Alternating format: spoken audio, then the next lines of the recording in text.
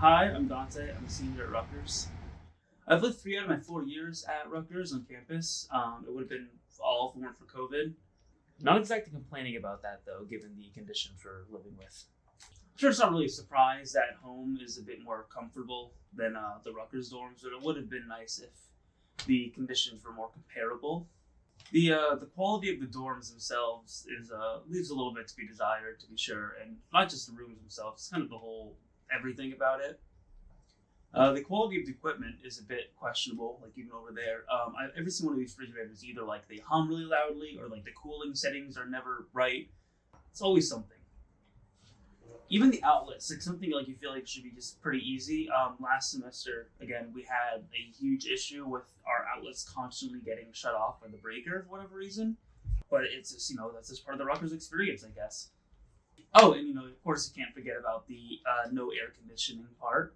And not only do they not have AC to begin with, but you aren't allowed to bring your own AC for whatever reason. So the only thing we can have is fans, which is it works technically, but that's it. We can only have fans. No air conditioning, no other alternative thing. Just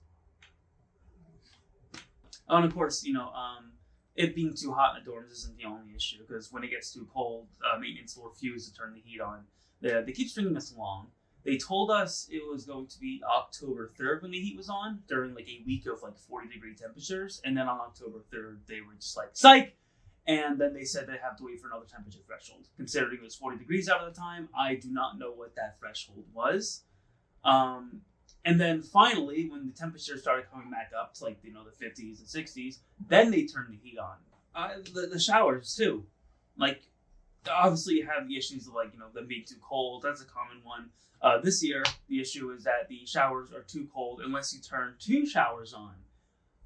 I'm not a plumbing expert, so I don't even know what the hell's going on there, but that does not seem like it should be happening. The conditions here, like living-wise, like technically with all the maintenance stuff, that stuff's a bit weird. But the people are generally really nice. Other roommates, or other dorm mates, the RAs, like they're all pretty great, consistently so far, thankfully. They're good. Talking to them, you can talk to them about things. They can help you with things. You can complain about Broward to them. They'll listen. They understand the pain.